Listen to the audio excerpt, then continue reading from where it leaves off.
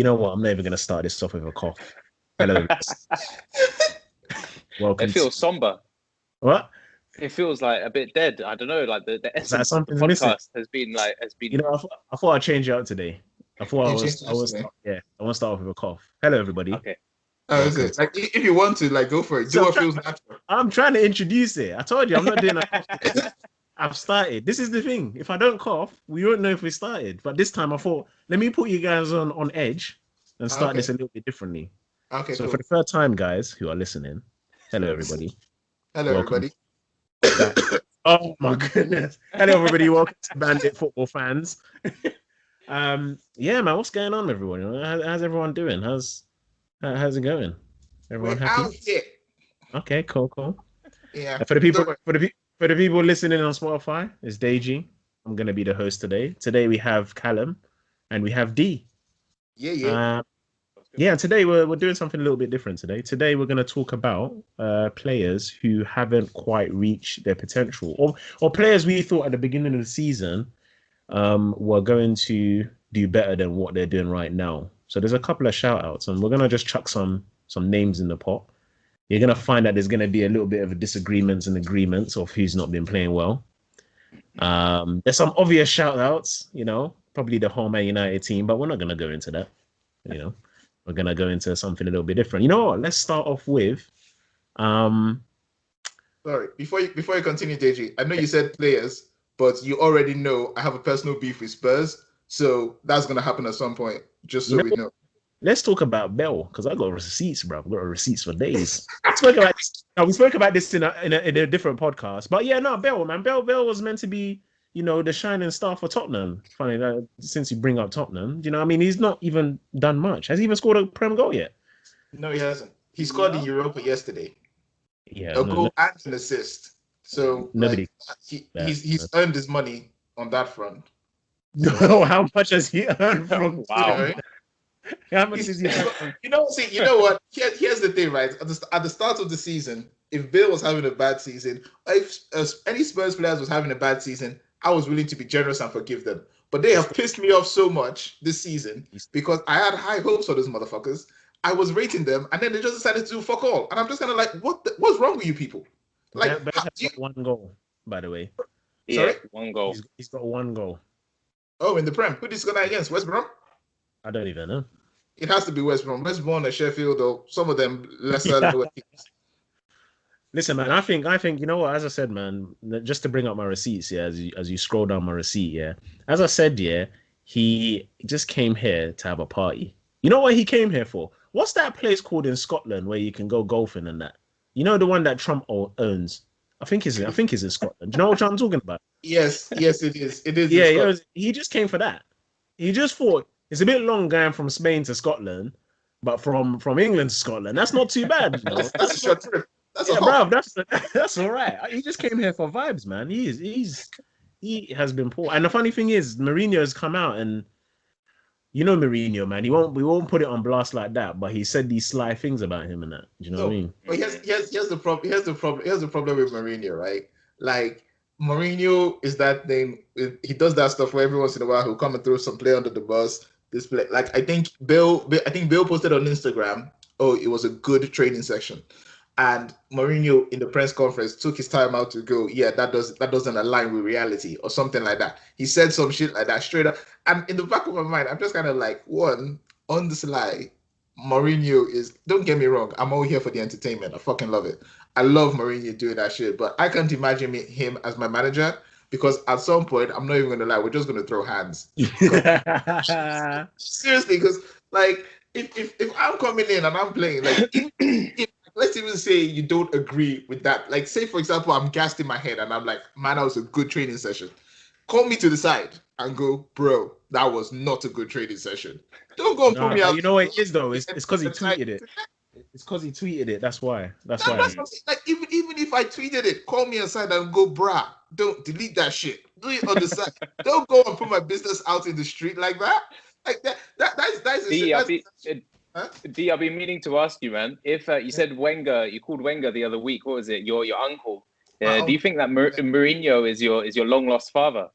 No. Listen, Mourinho is my boy, man. I'm not gonna lie to you, bro. Do you That's do my you guy. know who Mourinho is? Mourinho is your fun bitchy is your fun bitchy aunt. You know that aunt that comes to family gatherings and just be throwing out snide comments at everybody, like, oh yeah, like, oh Betty, I see you're back from rehab. Interesting. And then she drinks the tea. And she's Exactly. Yeah. And then she does the side eye. Exactly. Yeah, And then yeah. she does the side eye. Just kind of like, I heard she was in therapy for 5 weeks this time. Then what? That is Mourinho. Guys, I think we unlocked a new podcast episode. If Premier League managers were family members, Yeah. who would they be? All right, next week, tune in.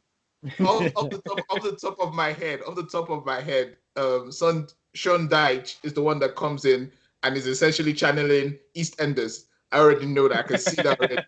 That was just kind of like, it's one of the Mitchell brothers or some shit. I can already see that. But more to the point, like with Bale, apart from Bale, the fun, like this, I think what confuses me about the whole Spurs thing is, like, on paper that's a solid team. On paper they should be doing better, and on paper with a player like Bale, stuff should happen. But one, Mourinho doesn't, like, with Bale, not to completely defend him, but Mourinho doesn't use him like that. Mourinho doesn't use him as like a critical piece. I think in the back of Mourinho's mind, he's very aware that So what, are you blaming? Are you not blaming, but are you trying to say that it's Mourinho's fault? No, I'm not saying it's Mourinho's fault. I'm saying, like, actually kinda, because no, you don't use. I can't say that, man. Like, he's not. No, don't get me wrong. I'm not like, if, say for example, Bill was named constantly on the team sheet and then he wasn't delivering, then I get it. But right now, like, if you look at, like, I don't know his minutes, but I've been watching some of the Spurs games because, you know, I kind of had high hopes for the dickheads. But like, he doesn't. He comes in, he gets like 20 minutes here. Like, so take for example the game that stands out for me where, like, Bill did fuck up and I genuinely looked at him and I was just going like, man, that's messed up. Was against West Ham, right? The one they drew 3-3. Is that when he rounded the keeper and then he fucked it up or something? I still might, yeah, them ones. Yeah, so yeah. When you see that, I'm looking at it, I was going like, bro, you're a Champions League winner. You're a Champions League winner. Yeah, like, you were one of the, like, I swear my man set a record when he got bought by Real. Yeah. That was yeah. Exactly. Yeah. They sold him for peas, isn't it? Yeah. So, bro, like, you know, that was where, like, I remember someone talking about, like, when Bill's agent must have gotten that call, he must just have gone, oh, yo, Garrett, Real Madrid want to buy you, and just started laughing for the amount of money and the commission that was coming his way. Because, like, bro, like, that's how much. And I see that, and I'm just kind of like, okay, so Gareth Bale is not a key part of it. Like, say for example, on the flip side, like you were saying before we started the podcast, on the flip side, you look at someone like Aubameyang, right? Now, Aubameyang is seriously underperforming because he's had the minutes, he's been playing, and even with Aubameyang, you kind of feel like the caveat is there of just kind of like, Arsenal weren't creating enough, so he wasn't scoring. But again, besides the point, sticking with Gareth Bale, I'm saying Gareth Bale is he's a product of the environment that he's in that he's not getting that many minutes, which I think makes it really hard for you to actually get into the flow. So if you're going to say underperforming, definitely, but there's extenuating circumstances. Okay, right. So on that point. Okay, yeah, go on. Sorry, Dage. On that point, he's got 251 Prem minutes so far. Sorry, not Prem minutes. Overall minutes with just 2 starts. Someone, you know, their centre back Joe Rodon. He has more minutes than Gareth Bale at the moment currently. But just the second point on the whole kind of atmosphere and the thing of the club and being bigger than Gareth Bale. If you go down Tottenham's Premier League goal scorers, there's Harry Kane on 13, Son Heung-min on 13, and then it drops like a sack of shit. It's Tanguy Ndombele is on 3. Damn. Serge Aurier has 2 goals, 1 more than Gareth Bale. So it's literally like Kane and Son, and then the rest of them are just going nowhere. So is it a wider problem, basically, is what I'm saying? Okay, so yeah, right. So this is what I was trying to get to. So are we trying to say that the reason why this is not, because I think the reason why this is not happening is because essentially Mourinho and Tottenham, they're just shit, basically. And if you're a good player and you're in a shit team, you're probably just going to end up shit. But the reason why I kind of disagree with that is because when Kane and Son have been killing it. Yeah, Kane and Son are killer. Yeah, but they're on a different. They don't need to be on that team. To be fair, we've said this many and many times. Like they need to move. Like especially Harry Kane, he needs to go because if not, he's just going to be known as he was just a good player and that is it. Do you get what I'm saying? And I'm sure you don't get medals I'm for that. okay with that. I'm very okay with that. Is he going to go PSG? Do you think? By the way, No way. That's silly, man. You don't waste. I don't think he needs to waste his time there, man. No, that's a see. JJ, you're a goddamn hater. You are a hater of what? A hater of what? See, you know what about this? Every day, I can think of like they could put a gun to my head and they would be like, give us some facts about Deji. And if he says that, and I already know, I'm going to be like, 1, he wants Oli to get the sack.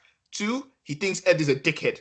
3, he will forever hate League One for whatever reason. Yeah, like it doesn't matter what League One. Like I would get the hate. I honestly would get the hate if like League One was so bad, Prem teams weren't buying players from the league, but Prem teams are buying players from that league, right? Firstly, that. Secondly, bro, the dislike, especially I don't even know what came first. Like PSG is the perfect storm for Deji. He don't like Neymar. And he don't like League One. And then PSG is in there, and then they just mesh together. And now that is like, yeah, fuck PSG. Like, just, bro, let it go. Let it go. First of all, no. Second of all, moving on. Let's move on to Werner, because obviously we was expecting big things when he came into the Prem. So many things. I think my thing... Oh, yeah, you picked him in it. So my thing is, I've had this argument with quite a lot of people about systems and players in it, and I always say like, it's so fun.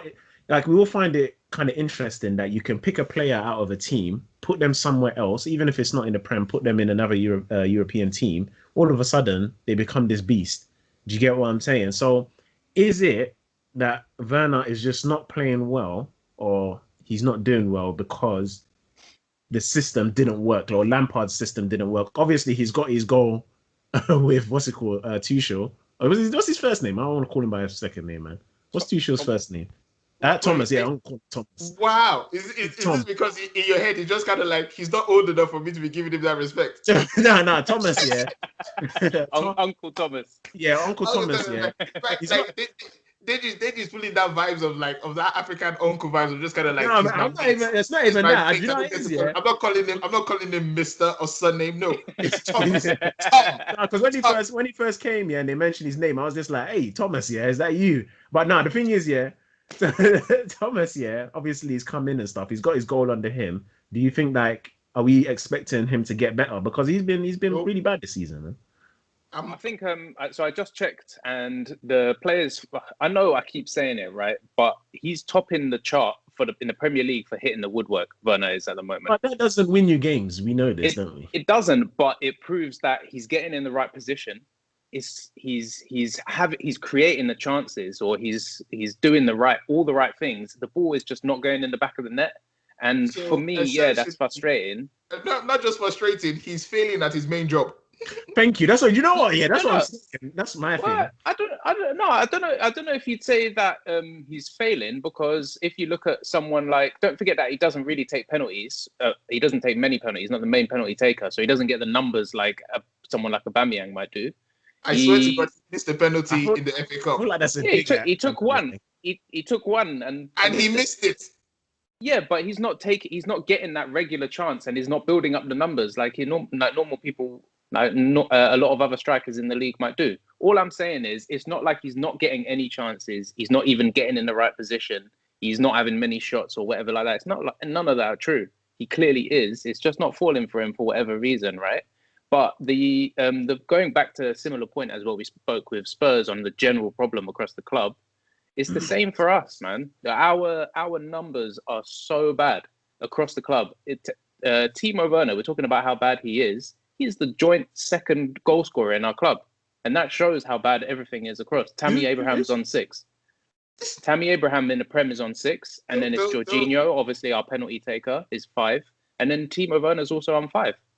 Swear down. That's it. And this is what I'm saying. This is why we struggle. We seriously struggle, man. It's if you go down the top team goal scorers in each team, right? For Man City, it's flipping Gundogan on 11 goals.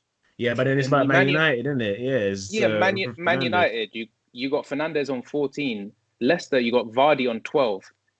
Even for fuck's sake, Thomas Soucek for West Ham is on 8. He's a defensive midfielder. Salah 17, Calvert-Lewin 13, Ollie Watkins 10. Spurs have Kane and Son both on 13, and then you go to Chelsea somehow in 4th, and it's Tammy Abraham on 6. Even I'm looking down the link. Danny Ings has scored more. Zaha has scored more. Neo fucking Mopai has scored more than our. How has Mopai scored more than ours? So what you're saying is, and this will make Deji happy, is Timo Werner is not the only striker at Chelsea that is not pulling his weight. Tammy Abraham is not pulling his weight, and Deji has some receipts about Tammy now, don't you? I know. I haven't. No, do you know what? My receipts about Tammy is not bad. My thing was just I just don't like him as a striker. I'm not saying he's shit. He's not. I wouldn't. If I was a manager, I wouldn't buy him. Like even if that's generous of you. No, I just wouldn't. He's not my type of striker. That's the only thing. I'm not saying he's a bad striker, but he's just not. He's not for me, basically. Okay, that's my thing. I just think it's a much wider problem, but it's a problem that it doesn't come with an easy fix, is what I'm saying. We're 3rd highest in the league for shots on goal, right? Okay. It's not like we're not creating chances. It's not like we're not doing the right things. We just haven't had the luck, in my opinion. That's my opinion anyway. Right. I got another player. Right. He's not playing bad. He's actually playing quite good. But do we feel like he needs to contribute a little bit more? Obviously, he's playing for a team that's got no fucking strikers, so it doesn't really matter. Do you know what I mean? But the guy that I'm talking about is Foden. Now, he's not bad, but are we looking at him now like, bro, you've put your foot down, you need to start caning them goals in? Because like you were saying, the point that you was just bringing up now, you know, Gundogan is on what? What's he on? How 11. Many goals? He's on 11 goals. Do you know what I mean? Like, you have to look at Foden. And also, do you know what? Let's do 2 at a time. Foden and Sterling. Sterling is probably the worst of the 2. Wait, what? Okay. Yeah. Sterling's on 8 goals, 5 assists. I'm not going to lie. The person that should be here for this podcast is Ben, because, you know, we know how much he loves Foden. Yeah. but like, I'm surprised you're bringing Sterling into this, because, like, Sterling for, like, there's 2 things that stand out with the Sterling thing, and even with Foden, which is why I'm surprised you brought both of them up. It's kind of like you said, they're playing in a team that don't have a striker. Yeah. Like, oh, that's a lie.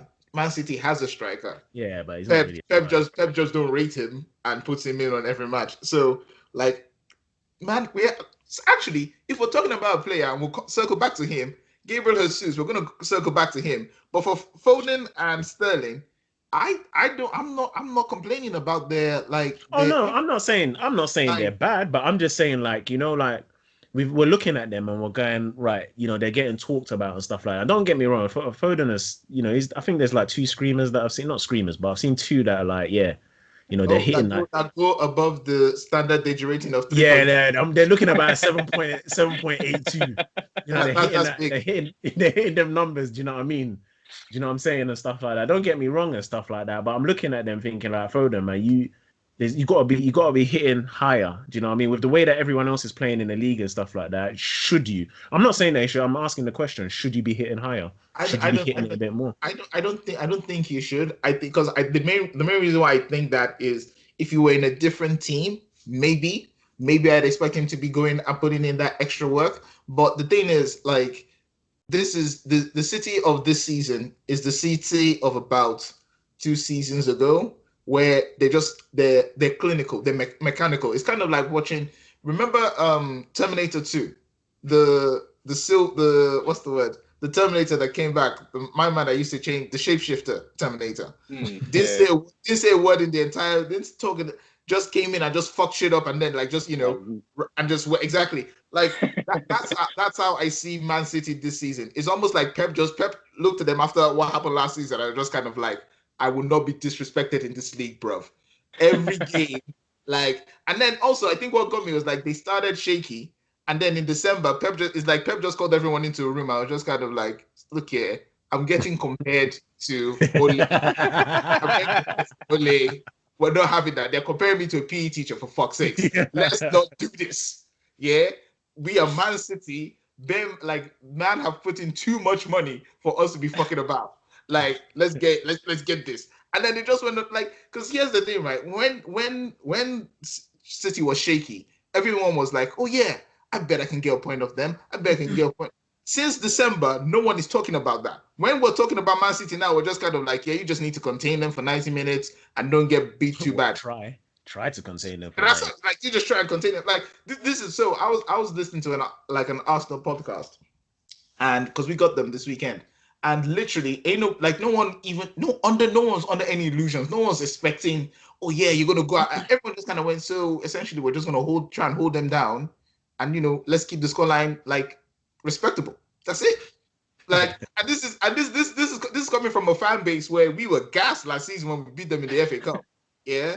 When we hit them, when Arteta did the 1-2 and just like a thief in the night came in, stole that and bounced. I'm under no illusions. Like, I was so pissed off when I saw in their last game that KDB is back. I was just kind of like, yeah, that's fucking typical. Right before you face. I saw he's come back early, innit? Or has time just gone fast?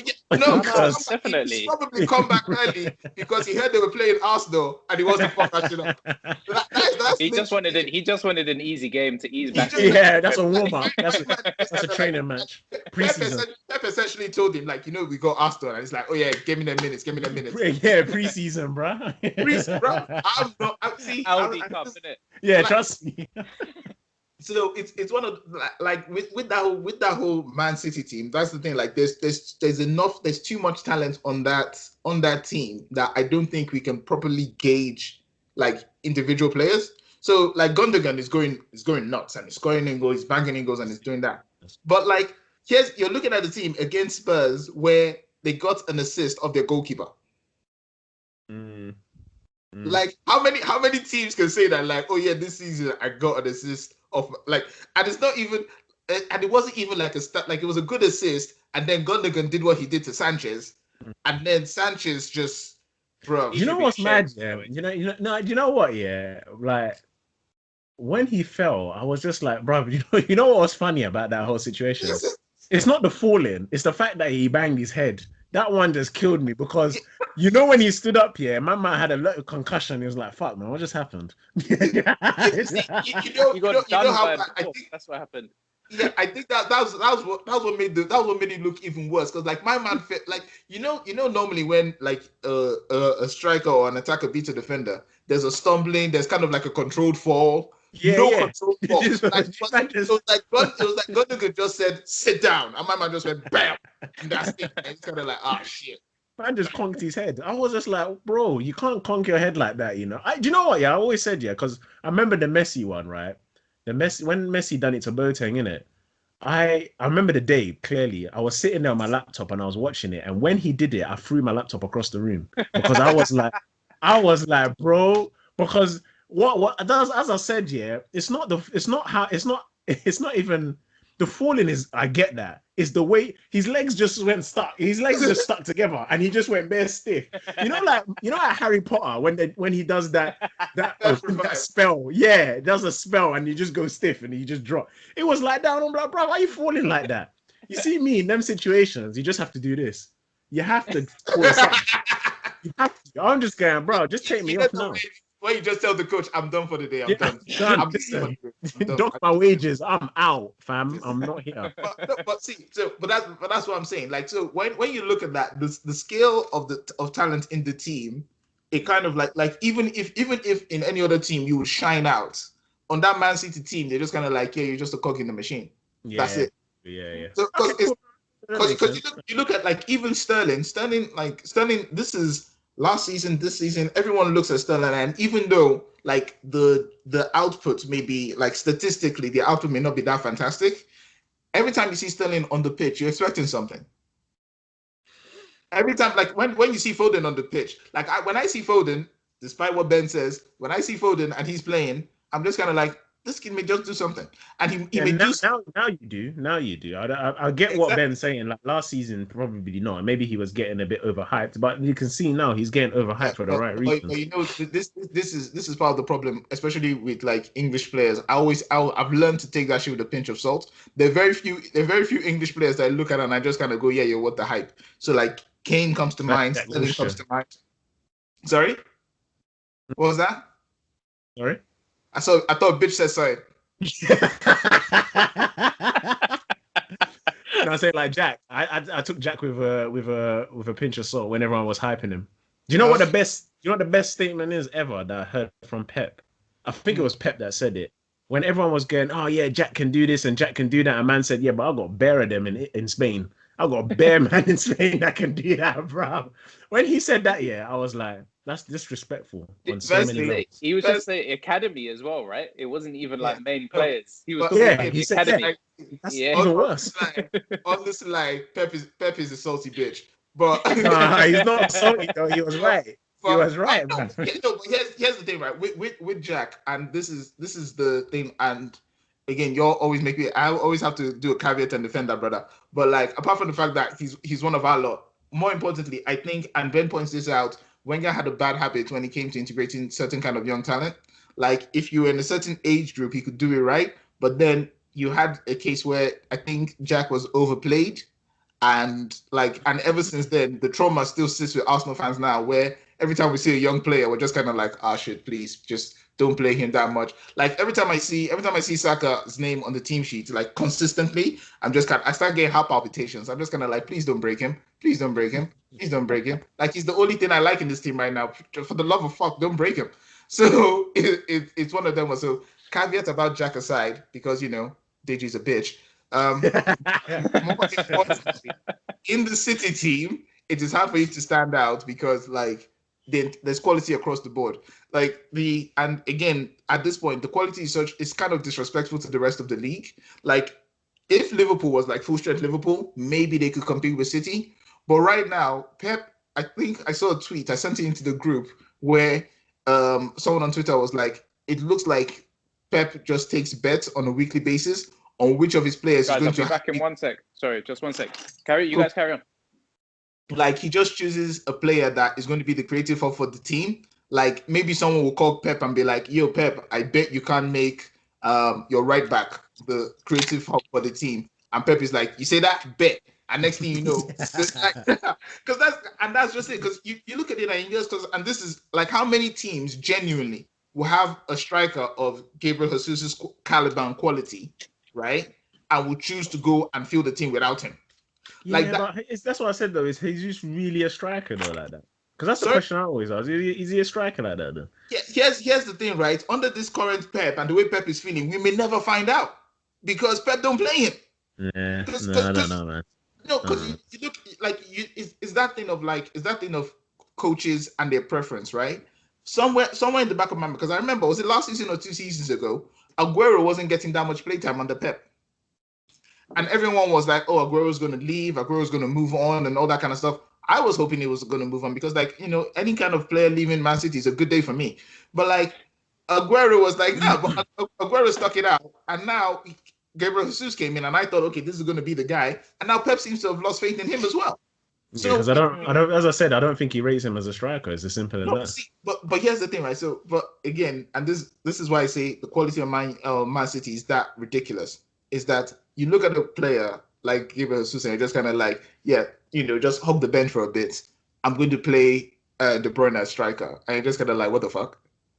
Like I like that is how much City like essentially you got like off the top of your head. Can you think of a bad City player? Mm, Stones. Sorry, no, that's because you again stop being a hater. Oh,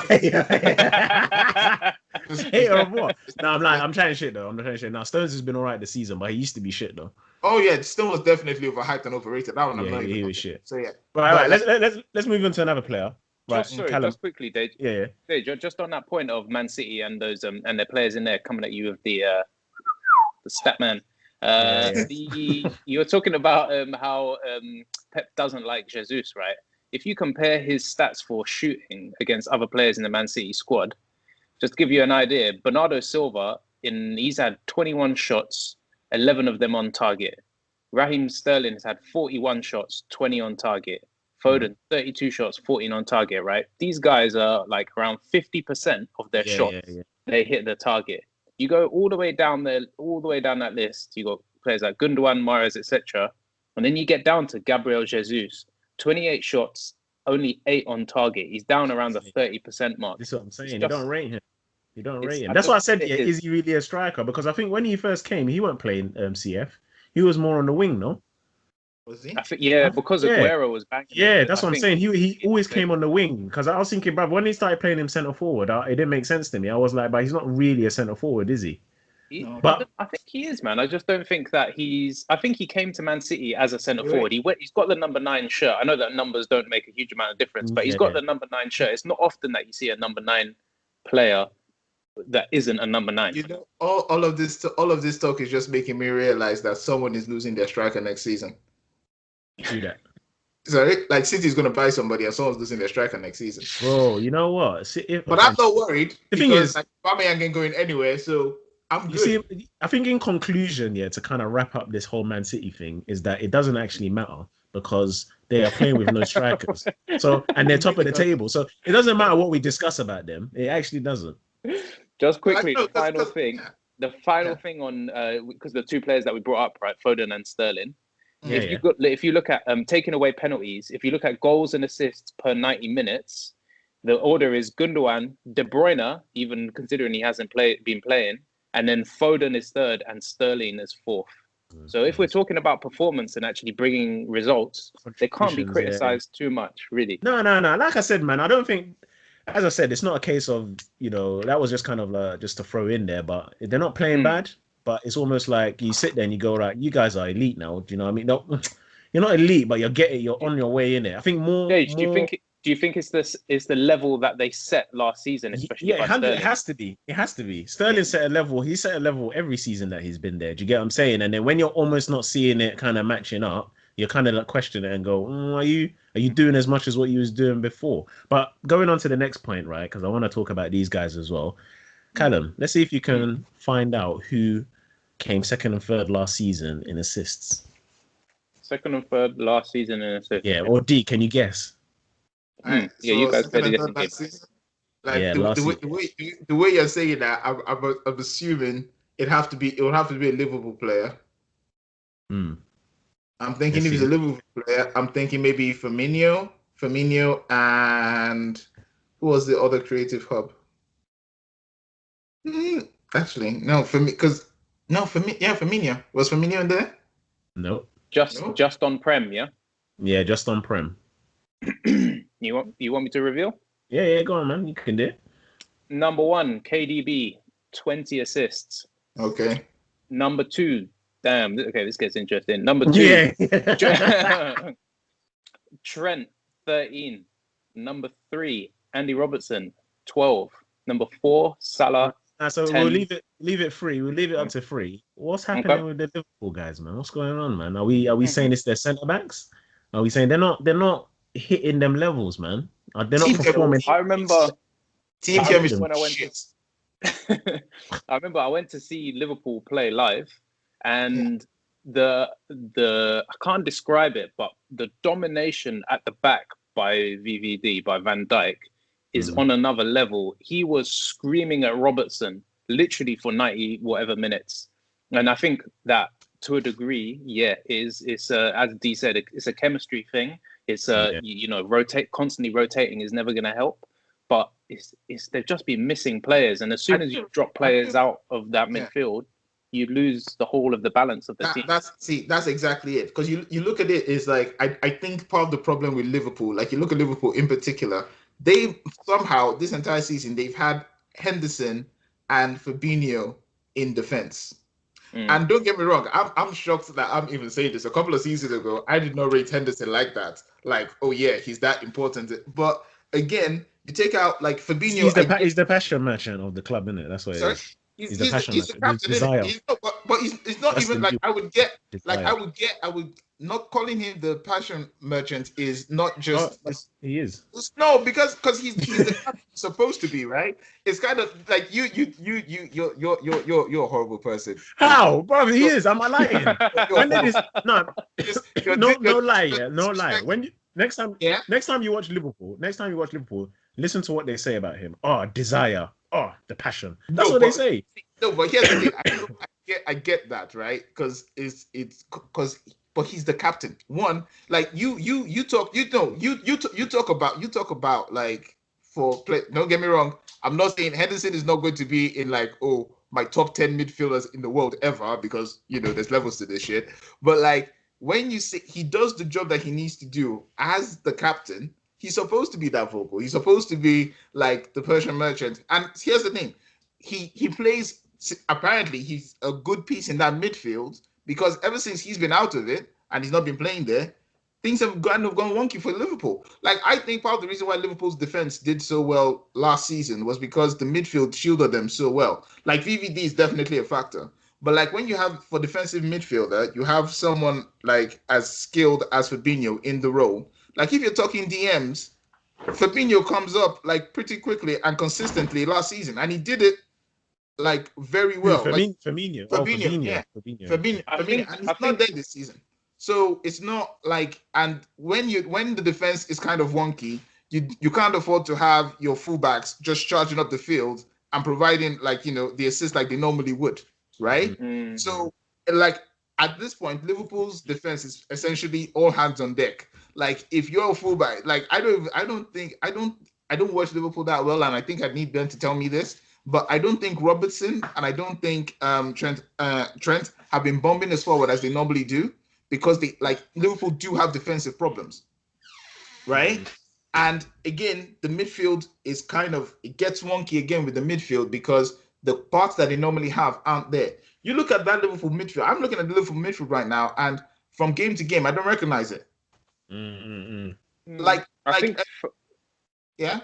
Sorry, D. I was just gonna say, man. I think that it is like as we were saying, from the back you got VVD. They've also had the influence of Van Dijk missing on the goalkeeper as well. So literally from the back of the team all the way through to the front, there's problems. But I think one of the biggest problems, and one of the biggest differences to the previous season is that last year, if Salah or Mane and sometimes Firmino got a chance, you knew you were dead and buried. You automatically going into games as an opponent thinking we're already 3-0 down. But this year, for whatever reason, Salah and Mane have just not been able to hit the target as regularly. Well, Salah's mentally it gets a break. I agree with you on Mane because he's not really hitting what he was hitting last season as well. But Salah's doing all right, man. 17 goals, you can't really complain though. No, I'm not saying that he's not doing badly in what he's contributed. But if you look at some of the chances and like you watch the Liverpool games, he could be on double that easily. The number of chances that he's missed, but that's the level that he's set. No, but Ben, I think Ben mentioned this a couple, like was it recently when we're talking about like Salah, and he goes, the Salah misses, he's not shocked that Salah is missing those goals because that's what he normally misses. I think the difference is that he's not getting as many chances because I think the whole Liverpool setup is off because the moment like Alisson has made some mistakes this season that what's going on with him? Like in the back of my mind, I'm just kind of like there's no way Van Dijk is on pitch and making them mistakes. True. For me, man, I don't know, man, because some of the goals that Salah has scored, like the goals where he just bangs it in like top bins on the near post, the goals that he's getting this year, bananas now. Top bananas. Top bananas, right? Those kind of goals, they're all counting towards his goal tally. I'm sorry, I have to disagree because loads of times I see him cutting in. It's in his usual position where he just cuts in from the right and bends it bottom corner. Except this year, it's just going the other side of the post. I don't know why. I've just seen too many chances like that. That's fair. Anyway, I mean, talking of Liverpool players, obviously you mentioned Alisson. Let's do two at once as well. Yeah. So we're talking Alisson and obviously Firmino. I want to talk a little bit more about Firmino because as everybody can remember, when Liverpool were on their hype shit and oh yeah, we were the best team in the country, all that bullshit. Can I just say that was not hype and that was not bullshit. They had I don't, yeah, whatever. Anyway, when the Liverpool fans got loud, basically, when they started getting loud. Mister, we out here. You're talking about I'm not out here anymore. I told you, I'm not out here anymore. See, you know what? I should smack you across the street. I should smack you. I'm not out here anymore. Anyways, my point was, when this was happening, obviously one of the big talks was Firmino, and what everyone kept on saying was, it's not about the goals, it's what Firmino does, that brings in the team and stuff like that. Well, obviously, it's looking like this season he's not doing that. Are we also saying this is all coming from the back, starting all the way from Alisson? Does that make sense? As in, like, he's not doing the providing, he's not as much. Do you get what I'm saying? Yeah, no, I think I really do think like this season season for Liverpool is going to go as one of those really weird fucked up ones where you don't appreciate how important and how big a component is until it's taken out, because you look at it and you go, so Van Dijk goes out and then they have to replace him with Fabinho from the midfield, and with Fabinho coming back, next thing you know Henderson's coming back. That's half the standard Liverpool midfield gone. The players that would shield the defense are no longer there. They now have to be playing defenders. They're going to make mistakes because it doesn't matter how good or how adaptable a player you are, unless you're James Milner, apparently. They can't put you in on any position and then it's gonna work right, and it shows. And then it's kind of like with all good defenses that we've seen, there's always that one standout player who dominates and controls the entire thing. He's like the conductor for the entire thing. He's telling that person stay there, that person stay there. And without that voice, that team is just gone. So I think I'm giving a lot of Liverpool players a pass this season because the chemistry of the team is out of whack. There's a lot of things that aren't going the way that they should be going.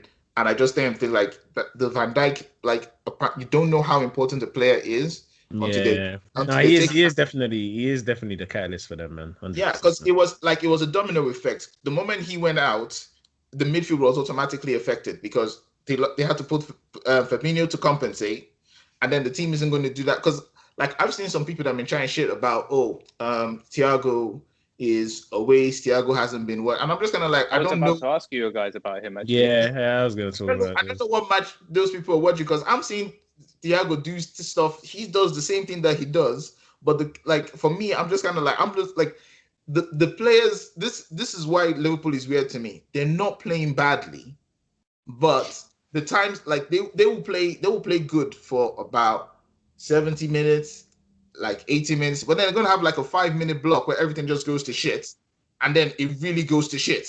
It's against Leicester, for example, 1-1. You're like, okay, this game might end up a draw. And then Liverpool are just kind of like, nah. Yeah, whatever. And you see that, just kind of like, bro, why would you? And it's those moments of just those moments where they kind of sort of self-destruct. And I think it's again, the domino effect of Van Dijk getting injured is Van Dijk goes, then they have to compensate by giving up their midfield. And then it's just a trickle-down effect to the way front. Firmino has never been a high scorer with Liverpool. I don't think with this current setup. But now I think it's just kind of so much is out of whack with that team. I don't feel confident. I don't feel like this is the season I can use to judge the team because we know and we've seen they can be better. Say for the end of last season, towards the end of last season, I see what happened with them in that they'd already won the league. COVID was already up in the air. At that point, I was just kind of even me at my most professional, I could give a fuck. I already won that trophy. It's coming home with me. When people are talking about, you need to get to the 100 points, I'm just kind of look here, I could literally lose all my games for the rest of the season and I'm still taking home that fucking trophy. I don't give a shit. Yeah, that's it. I understand that. I get that. But so the Liverpool of this season, I'm giving them a pass. I don't think it's anyone that says that, this was top. This is a top Liverpool team, and everyone is fit. No, that's not happening. It's not. It's not. It's one. So it's to gauge them. Can I just read something very quickly, guys? Just having you're talking about the defenders and especially the wing backs where we started, right, and how they've affected the team. I was just looking at the progressive. So there's a stat called progressive passing distance. All right, let me read out just the top 7 names, and you tell me which one is the odd one out. This is the top progressive passers in distance: Nick Pope, Lucas Fabianski, Trent Alexander-Arnold, Aaron Ramsdale, Emilio Martinez, Sam Johnston, and Carl Darlow. Now, which one of those is not a goalkeeper? Oh, shit. You know what? Yeah, when you were saying the names, I was thinking, bro, all these men are goalkeepers. What are you on about? Yeah, exactly.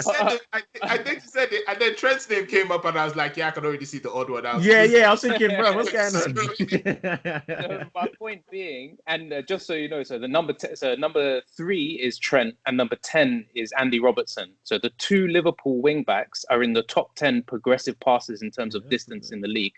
I think it says a lot in terms of how they've had to adapt their play, in terms of maybe they're not able to run as far with the ball up the pitch as we're used to, but they're still trying to get the ball there instead, basically, is what I'm saying. It's interesting. There's another player that I thought this season was going to do a madness because he had a decent last season as well. And I think the season before that, I think if he was there, I think so. Anyways, plays for Wolves, Traore. No Traore, I thought last... You see that guy, when he puts that baby oil on, you know it's done, it's over. Last season, when he was doing that, as soon as I saw that glimmering skin, I was like, yeah, it's done. I was like, yeah, our fullbacks are going to have a long ass day. And they still do now. But it's just not, he's not, I don't know, man. He's just not contributing. He's not contributing for Wolves, man. And I want to know what's happened between last season and this season. Do you know what I mean? Can I just carry just a segue from the stat side? He is topping the players dribbled past by a long way. In number 3, you've got Rashford with 62. Number 2 is Pedro Neto with 70. And number 1 is Traore with 105. I don't even know why Rashford is there. The guy doesn't dribble past anyone. The guy just fucking runs into traffic. I don't know. Is that Deji's bias? I see. Is that Deji's bias? Yes, that's it. Have you watched the games? That train is never late. That train is never late. Yesterday. What's today? What's the date today? Today's the 19th, right? Yeah. So today's Friday, 19th. Obviously, we played Thursday, the 18th, right? So obviously, by the time this comes out, it would probably be. But yesterday, this guy, the way he was doing, my man was doing stepovers and still running into the player. Are you mad? What? Who does that? All I'm saying is the train is never late. We're talking about stuff. Rashford's name came up. Deji effectively went, yeah. Man, trigger me when you say certain names. It triggers my soul. That's why. Do you know who's topping the nutmeg chart for the Prem? Is it gonna be Rashford? It's Rashford, mate. Yeah, I don't know how. Yeah, but let's add a question onto that. When he nutmegs them, does it end in a goal or does he even receive the ball? That's the question. You know what? Firstly, let's finish with Traore before I go on. Let's finish with Traore before I go to the Rashford thing. So with Traore, I think again it's a what's the word? It's a thing about the team, and I don't think Wolves disagree with that one. That team is good. That team is not crap. No, I'm not saying the team is crap. I'm saying. Oh no. But I think like Wolves have suffered like a couple of injuries this season, like that don't mean that they've been playing to their best. But I will say this for Traore, the decline seems very steep. It seems like he just kind of went and then he just kind of went. But I don't know what it is. Sometimes I think it could be that teams have just sussed him out. Like I think you know what's funny? You say that, and that's interesting because I was thinking that as well. Because that tends to happen, innit? When you see a player doing a madness, usually the next season we see them fall off a little bit because they're like, oh, they need to change. But the thing about him is that he still gets past people. It just doesn't have an end result. I imagine like once he starts going, I think he's just pretty much like a train going downhill. I think there are very few people that can actually stop him, like physically. And I don't know, Callum, if you can quickly check while D goes on, like how many fouls he actually concedes. Because I've seen it when I play, like he concedes quite a bit of fouls. No, because again, like he's one of those players where once they start going, you're just thinking the only way I'm going to stop this guy is if I just bring him now. Yeah, but also, but with Traore, I don't like. I'd have to watch more Wolves games for me to actually get a proper heading on him. I think part of the reason why he's shown the last 2 seasons is because statistically he was more present. I don't think he's done like I don't think his game plan like because he still gets played. Like But you don't suffer. at the beginning of the season, he weren't getting played that much because He I wasn't found it getting quite played. weird. Yeah. I think when the So, season first started, he didn't play as much. and maybe that's a factor in how like because he's such a player that we've associated with Wolves that when we don't see his name on the team sheet, it stands out more. I think that could be it because Yeah. I'm thinking like because I'm looking at it just maybe it could be that we just overhyped him the other 2 seasons and his output wasn't that great, but he was a flashy player. He has a build of a player that shouldn't be doing what he's doing. Like when he takes off, you're looking at him and just going like, that man is a boxer. Why is he on a football field? Because like because here's the thing, right? And I'm also I don't know, I could be wrong, but he's one of those players that I swear I've not seen anyone step up to him. Like there Yeah, but was it's where long. I think was it Rob Holden that said when he dropped? I think Rob Holden fouled him, and Rob Holden was yeah, like, "How can he fall like that? He's built like a tank." yeah, it's been It's like true. so like yeah. Firstly, shout out Rob for that. Well done you. But like, but no, but like that's the thing. Like but just how sometimes you do like a defender will have issue with a striker or attacker. I will come up into his face and go like, "What the fuck, that?" Yeah. I don't think I've seen anyone do that to Traore. Yeah, I because don't it's think gonna be a anyone, long day, innit? bro. No, I think no one wants to risk actually showing hands with my man because you're just kind of like this brother will knock me out. This man looks like he's built for So that. as I said, listen, the baby oil isn't just for people holding you back. Like in boxing, they put Vaseline in it so that when they Yeah, punch you, it's for that as well, bro. I'm telling you, bro. It's for everything. This guy my is man, wild, bro. my man stays ready, so you don't have to get ready. Nah, that guy, when the baby, I tell you that when that thing comes on, yeah, I'm like, raw, this guy means business, but he hasn't been doing the business. So it's kind of a waste of time, just wasting. Wolves are just paying for baby oil. They don't even get it. That's the title of the podcast. Paying Yeah. for baby oil. Hey, my baby, love it. Stage, to answer your question, mate, top 5 for fouls received in the That's what Prem I'm this saying. year. It is joint fourth. It is Adama Traore and James Maddison on 49. On third is Mane on 52. On second is Zaha with 56. And then get ready for this one, guys. Hold your panties on. Number 1 is Grealish with 100 fouls. Yeah, Oh, It's I'm not surprised literally about that one. double. I'm It's not surprised. literally double. I'm not surprised with Grealish because at this point, I think with Villa, everyone does like it's kind of like what teams have started doing with Arsenal now, where all of a sudden everyone seems to want to hack Saka down, as if just kind of tell him like, bro, you need to stop all this. You don't need to. You're doing too much. So See, Saka is sick. yeah, that's what I'm saying. Like recently, the Upton, like the way, like this was. I knew it was bad when what game was it? I think it was the Leeds game. Someone took out Saka, and I think Bellerin was shouting in the background, "How many times, ref?" And I was just kind of like, yeah, "Okay, I get it now." So like it's like with them hacking down Grealish, I'm not surprised because like boy, like if we're talking about players that were underperforming, when you talk about players that actually just took their team on their back, Grealish did it last season. And he was just kind of like, he's going to keep doing it this season. And again, I'm waiting for that big money move, man. I'm waiting for that big money move because Saka? not for Saka, for Grealish. For Saka, I hope everyone. Yeah, but you know what? Yeah, I don't think he's gonna leave. Funny enough. You know why? Because I know people, I know football players chat shit and stuff like that. Obviously, he turned around and said he doesn't want to go and all this jazz and whatnot. I honestly think it's a bit like Kane's situation, isn't it? It's like if you don't leave at the right time, you're gonna be fucked.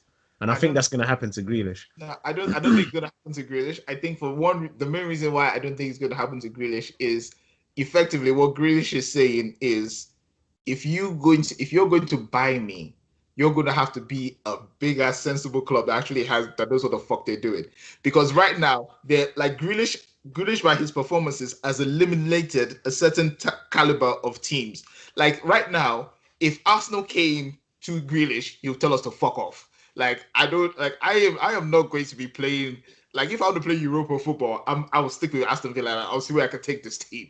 Yeah, at this point, the only people that can come with any like even remotely sensible offers are going to be Man City and Liverpool in our league, and maybe Real Madrid if they're feeling frisky. Although Real Madrid and Barcelona are so fucked financially, I don't think they're doing shit like anytime soon. But yeah, Grealish has effectively put himself in a place where anyone that's coming you have to come correct. You're not going to be finding that kind of that nonsense that happened with Sancho, where Dortmund was like 120 and United was like, "Would you take 60?" And Dortmund was like that. Like at this, yeah, but okay, also, right. So okay, let me ask this question. Also, it might not be. It actually might not be down to him. It might be down to Aston Villa.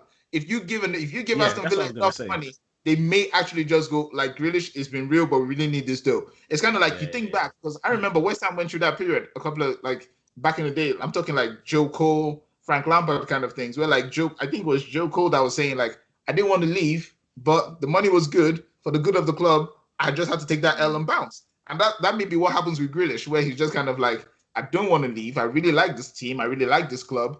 But like money talks, man. Because here's the thing: you look like a team like Chelsea. If Chelsea were to sell off some assets, assets is putting it loosely, but if Chelsea were to sell some players and they had that money and they brought it and they gave it to Grealish, like, bruv, again, like, let's put it again. I'm talking from my point of view. I'm an Arsenal fan. If I was playing for Arsenal, right, and they made me captain and I was all gassed and all feeling the love, right, and then someone were to come and say like, oh, like stupid money and go, I'm looking at the manager and go, you're gonna sell me, right? Like, bro, like you're not leaving that money on the table. You're taking it and looking like, yeah, don't worry, we'll raise another one. Worst case scenario, Pep says they're like fuck you in Spain. Get moving, and that's it. So it may not come down to him. Yo, guys, just to quickly finish up on the fouls conceded, Deji, your Man United's highest player is Bruno Fernandes in 12th place. And just to go back on what I was saying about our problems with Chelsea as a team, our highest ranked player is joint 20th and is Ben Chilwell. And that says he gets fouled the most. Bro, this is what I'm saying about our damn team. That's a mazza. While we're talking about Bruno Fernandes, I'm not gonna lie. Him being fouled that much, I don't entirely buy it because he plays up that shit. He plays up that shit so fucking much. Like it's good. Like someone's gonna come near him, and it's not even going to be like at best it's a love tap, and my man is flying on the ground like oh my god, someone sniped him from like I don't know. First of all, calm down. First of all, calm down. Okay. And second of all, is what the ref said. Okay, listen to the whistle. Okay. Listen to the whistle. Sorry, this is Deji. I see you're following your captains. You're backing your captain. Yeah? I'm not backing him. He's not my captain. Your captain, Maguire. Don't let me say. First of all, he's not my captain. Second of all, he's shit. Don't listen to what he says. Don't listen to anything he says. All of my United fans, don't listen to what he says. The guy just talks absolute crap. For reference, for everyone guys listening to the podcast, Deji is referring to Man United captain, Harry Maguire, aka Rich. Man said his government name and that. Go on, continue. No, we need to make sure because people are like, who could he be possibly talking about? So yeah, because like you know what's funny? I'm looking at that Man United team, and sometimes like Deji said a couple of podcasts ago, I'm looking at it, I'm just getting like the whole leadership hierarchy is fucked up in that club because Harry Maguire ain't saying shit. So he's not the captain. Fernandes, when he's coming off, when he gets sold by Ole, he's talking to Ole as if like, like, bro, did I tell you you could sub me? Why did you permission? Yeah, them one. So I'm just kind of like on the slide. It's like Fernandes just controlling that club, and he just kind of like, okay. Do you think if you unexpectedly walk into the Man United manager's office, you just open the door? Do you think it would be Bruno Fernandes sitting there? Because I'm fairly certain it would be. It would be Bruno sitting on the chair, on that leather chair. You know that sick leather chair, sitting there, and Ollie in the corner just saying, "Look, sir, so what should we do next game?" Yeah, like basically, that's what it would be like. Wow. But right. So there was one more guy that I wanted to go over. I forgot who it is now. After this, can we shit on Spurs? Because I really no, we're not shitting. We're not shitting. I need to get on. Daddy, please. I forget the last player. I forgot the last person, but I'm not shitting on Spurs. We can't shit on Spurs. Like so, as we're saying about Spurs this season, and like teams that just that conned me, that conned all of us into thinking they were going to do shit. Spurs stands out as clear number. Like, do you know how? Firstly, can I just say the Spurs downfall is hilarious to me as an Arsenal fan because oh my god, those motherfuckers get uppity on social media with all the talk and all the greatness of oh yeah, Arsenal shit and all that, and now my man's at 9th and Arsenal at 10th, and there's only 2 points separating us. Dickheads! But apart from that, my beef with Spurs is like as much as I'm an Arsenal fan, I had high hopes for those fuckers. They started out and I was just kind of like, oh, Mourinho's got them playing well. Son was doing the business. Kane was having one of the best seasons that I've seen him have because he was coming in with the assists, he was coming in with the goals. The team actually, like defensively, like somehow Dyer looked like a decent defender. I don't know how the fuck that happened. Mourinho, back in the 6-yard box, mate. That's how. Bro, and I was looking at that team and I was like, yeah, this team can do something. And then first it was West Ham that was like, nah, fuck these guys. And then, by the way, actually, we don't have time to talk about West Ham this podcast, but we need to talk about David Moyes. But like, yeah. But like, and then Spurs just went, and now they just decided, like, fuck it, and then they just Spurs it, like. Don't get me wrong, Arsenal have the case, like, you know, the fuckeries where they're just kind of like, oh no, are we doing well? Well, I guess we're just gonna shoot ourselves in the foot and bow bow, and then they go to shit. But Spurs, my God, like.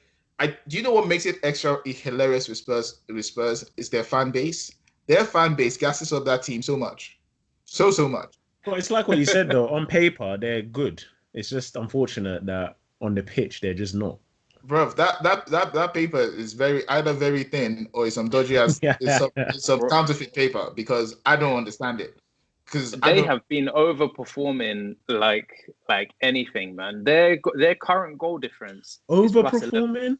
Yeah, mate. Honestly, just listen to this stat. Yeah, I clocked you, man. This is what I'm saying about this podcast. There's haters. There's serious haters in this podcast.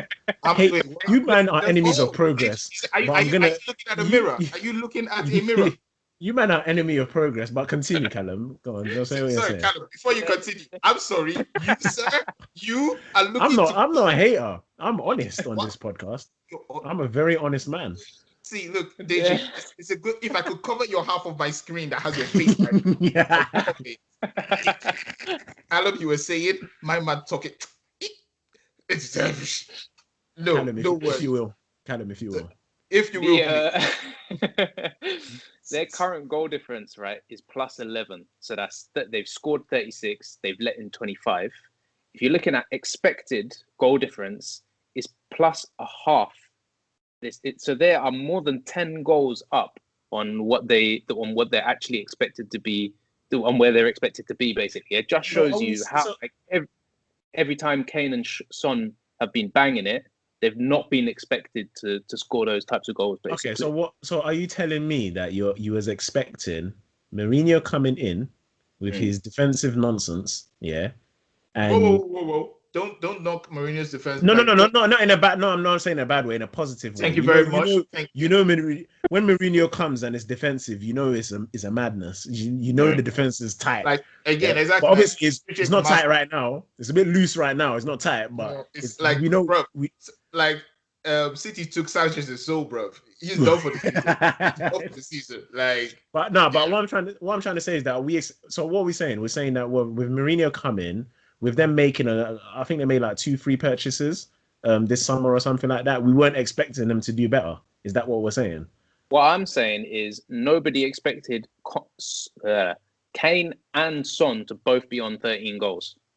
That's true. To both of them. Deja, at this time of the season, mate, they've played 23 games. But also both of them. I hear what you're saying. No, but this is the funny thing about, like, normally I don't like looking at XG because I think it's a really weird stat because I'm just kind of like, it's always that thing of like, what do you term like a guaranteed goal opportunity or whatever. But it's interesting that you point that out with Spurs because then it just kind of shows you that the team actually I think it's more of a compliment to Harry Kane and Son than it is to the team. Because you're looking at it and just going like, so what you're saying is in a different team, Son and Harry will just be killing it. And like, they just, Yeah, 100%. Yeah. Honestly, I'm not going to lie. Every time I talk about Spurs now, it's going to be about freeing my man Harry and my man Son because, Oh bro, no, they've got a free Harry. like, Son, they like, need to free as well. But Harry needs, bruv, Harry, oh man. no, I'm not going to lie. I don't like Kane like that because Kane always goes against Arsenal, so fuck that guy. But No, like, no, Son, no, no. Don't just no, no, like no, no, Son, no, no. I'm Son, not gonna let Son, you Son go free for definitely that one. needs. No. Son needs to be free. Like, no, I'm No, not. no, free Harry, man, free Harry. Nah, Free Harry. Harry can Wow. stay there. I'm good with Harry staying there. Nah, Harry needs Like, to go. you know, like I want. If I'm not gonna lie, my ideal situation for Harry Kane is like, how old is he? Fuck it. Let's say I think he's like 28. I figure he goes another 2-3 seasons with Spurs, and then like at the last minute, I don't know, yeah, some middling team buys him, and then they win the FA Cup, and Oh then no, that's disrespectful, man. like That's I would disrespectful. I would be very okay with that scenario. Mostly again, like I'm not even gonna lie, that is me 100% being a hater. Like yeah, fuck. But As you can fuck Harry see, Kane and fuck Spurs more importantly. there's not a Sorry. lot of decent people in this podcast as usual. But you know, you have to be Just decent like me. just to compare that, Deji, I speaking will of find your decent house like and you, I'll, Deji. I'll find your house and I'll bring boys. I will beat you. I'll beat you up. That's it. Like I will pay people to come to your house and beat you. Start talking. But anyhow, Yeah, like kind of right. Oh, yeah, sorry. oh yeah, I can was I just sorry, but I was just going to give you some numbers from other clubs to give you comparisons, right? So if Spurs are on like a 10 difference, a 10 goal swing from their thing, other clubs, D for you, you're only 1 goal out from your expected goal difference and what your actual goal difference is. and it's still shit. Deji, you're also 10 goals out. Man City are about 5 goals out. Chelsea are basically bang on. Leicester are 10-ish goals out. West Ham are about 5 goals out. So that means Liverpool there are was. under. You see, that's the problem. Like what D was saying, yeah. Looking at them stats, it's almost like they're saying, "Bruv, you man are overachieving. All of you, like, stop it." Yeah, but You're to not- go back on what I was saying about Liverpool, about them creating the chances and just not burying it this season. Liverpool are under their goal difference. Their goal difference, the actual goal difference is 13, and they're expecting is 14.6. So they're underachieving, man. It just goes to show stats don't lie sometimes. Well, guys, we've got to that point of the show, the end. Hashtag free Harry.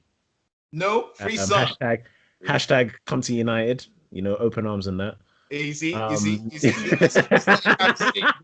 You can't trust me. People be having ulterior motives all over this bitch. Look at you notice how he didn't say that at the start, and then he's just gonna try and sneak it in at the end.